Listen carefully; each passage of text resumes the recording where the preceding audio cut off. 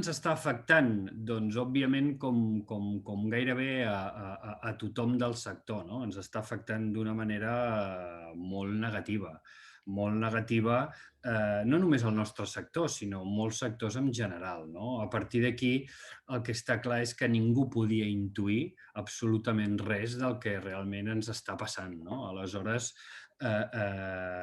amb dades concretes, doncs us parlaré de que hi ha un 50% de davallada del volum de facturació de totes les empreses i hem tingut una davallada al voltant també del 50% de tots els nostres usuaris, no? Tant en els centres esportius com les activitats esportives que realitzàvem.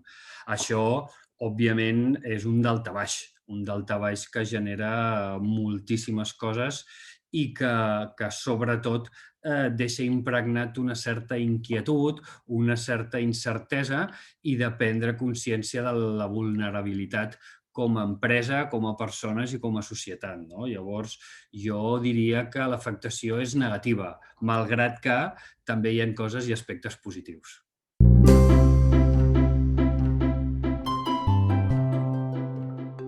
Inicialment va ser un xoc. Inicialment va ser un xoc de què fer, de com fer-ho i de quan fer-ho, no?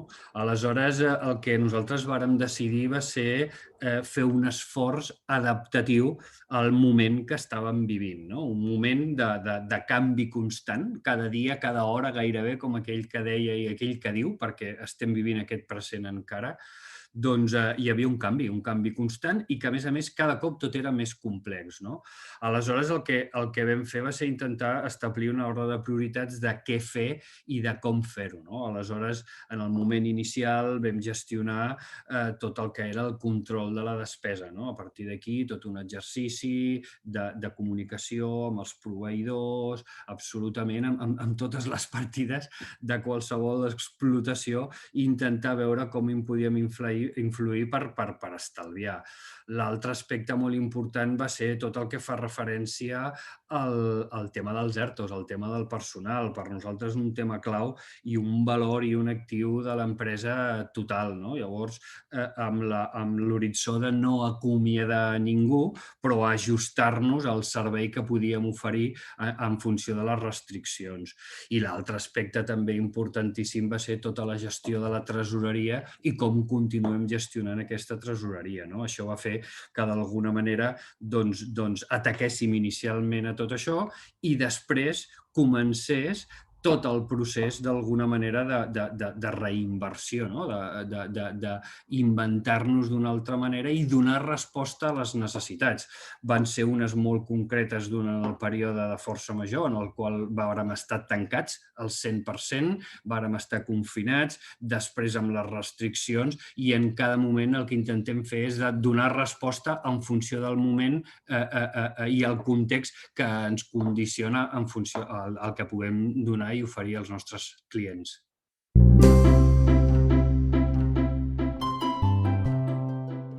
A veure, aquest any 2021 és un any que continua marcat per la incertesa. Nosaltres el plantegem com un any realment molt complex, en el sentit de que continuem parlant d'onades, continuem parlant de restriccions, continuem parlant d'afectacions als serveis que donem, i això, òbviament, el que genera és justament aquesta incertesa, no?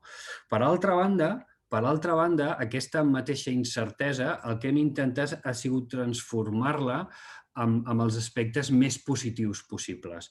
Aleshores, des d'aquesta perspectiva, pensem que també serà un any positiu. I no positiu des del punt de vista de resultat i d'explotació econòmica, sinó probablement serà un any positiu des del punt de vista de l'obligació de reinventar-nos, de repensar-nos, de ser capaços de generar més confiança encara de la que ja fem amb els nostres usuaris, de posar en valor que l'esport, l'activitat física, l'exercici físic és salut. A partir d'aquí, amb aquesta reinvenció, passarà per repensar serveis 7/24, pel tema de la virtualitat, per l'oferta híbrida. És a dir, encetem un període de repensar-nos de de canviar, d'oferir noves coses i des d'aquesta part doncs, considerem que és un any positiu, serà un any creatiu i serà un any motivador, però sense oblidar que el context i el moment és clarament molt, molt, molt complicat.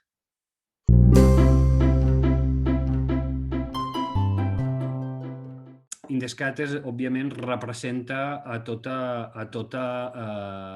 el sector esportiu, el sector de l'activitat física, de l'exercici, i entenc que Indescat s'haurà d'alinear justament amb les necessitats. Quines són aquestes necessitats de tots els que formem part d'aquest sector?